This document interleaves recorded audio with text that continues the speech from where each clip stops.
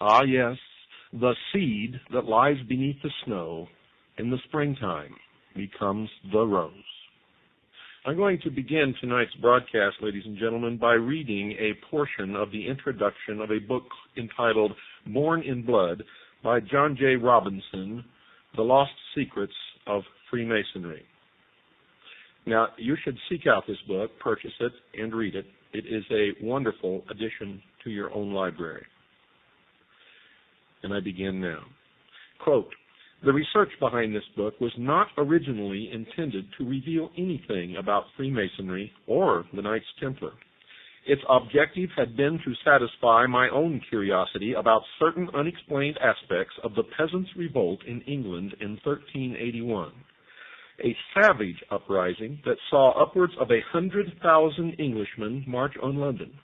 They moved in uncontrolled rage, burning down manor houses, breaking open prisons, and cutting down any who stood in their way. One unsolved mystery of that revolt was the organization behind it. For several years, a group of disgruntled priests of the lower clergy had traveled the towns preaching against the riches and corruption of the church. During the months before the uprising, secret meetings had been held throughout central England by men weaving a network of communication. After the revolt was put down, rebel leaders confessed to being agents of a, quote, great society, unquote, said to be based in London. So very little is known of that alleged organization that several scholars have solved the mystery simply by deciding that no such secret society ever existed. Another mystery was the concentrated and especially vicious attacks on the religious order of the Knights Hospitaller of St. John, now known as the Knights of Malta.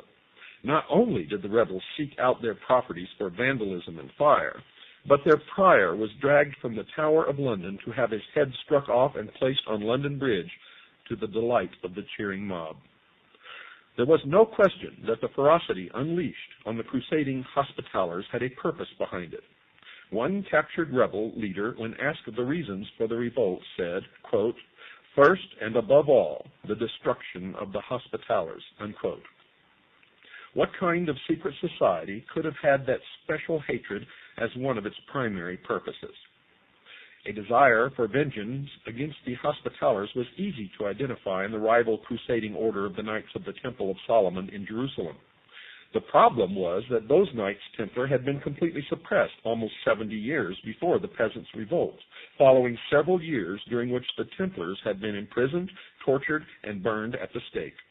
After issuing the decree that put an end to the Templar order, Pope Clement V had directed that all of the extensive properties of the Templars should be given to the Hospitallers.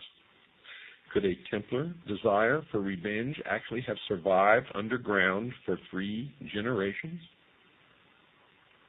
There was no incontrovertible proof, yet the only evidence suggests the existence of just one secret society in 14th century England, just one, the society that was or would become the Order of Free and Accepted Masons. There appeared to be no connection, however, between the revolt and Freemasonry, except for the name or title of its leader. He occupied the center stage of English history for just 8 days, and nothing is known of him except that he was the supreme commander of the rebellion. He was called Walter the Tyler, and it seemed at first to be mere coincidence that he bore the title of the enforcement officer of the Masonic Lodge. In Freemasonry, the Tyler, who must be a master mason, is the sentry, the sergeant at arms, and the officer who screens the credentials of visitors who seek entrance to the lodge. In remembrance of an earlier, more dangerous time, his post is just outside the door of the lodge room, where he stands with a drawn sword in his hand even to this day. I was aware that there had been many attempts in the past to link the Freemasons with the Knights Templar, but never with success. The fragile evidence advanced by proponents of that connection had never held up, sometimes because it was based on wild speculation, and at least once because it had been based on a deliberate forgery. But despite the failures to establish that link, it just will not go away, and the time-shrouded belief in some relationship between the two orders remains as one of the more durable legends of Freemasonry. That is entirely appropriate, because all of the various theories of the origins of Freemasonry are legendary. Not one of them is supported by any universally accepted evidence. Here I break from reading from the introduction of the book and interject a comment here. There was never any universally accepted evidence until you hear what you're going to hear tonight, produced by John Galt, an agent of the Citizens Agency for Joint Intelligence. The connection, dear listeners, is in the genealogy of the families of the elite. You are going to be amazed, and now I continue from the introduction to Born in Blood.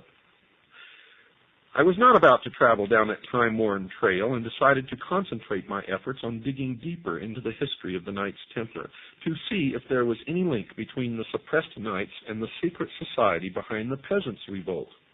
In doing so, I thought that I would be leaving Freemasonry far behind, and I couldn't have been more mistaken. Like anyone curious about medieval history, I had developed an interest in the Crusades, and perhaps more than just an interest.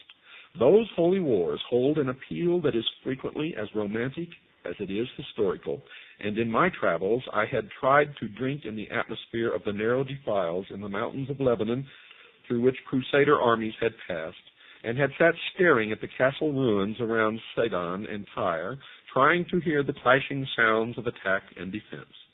I had marveled at the walls of Constantinople, and had strolled the arsenal of Venice, where Crusader fleets were assembled.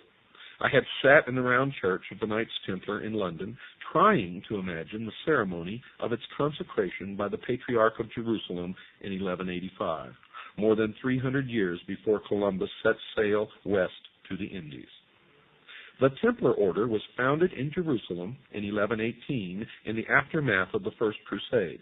Its name came from the location of its first headquarters on the site of the ancient Temple of Solomon.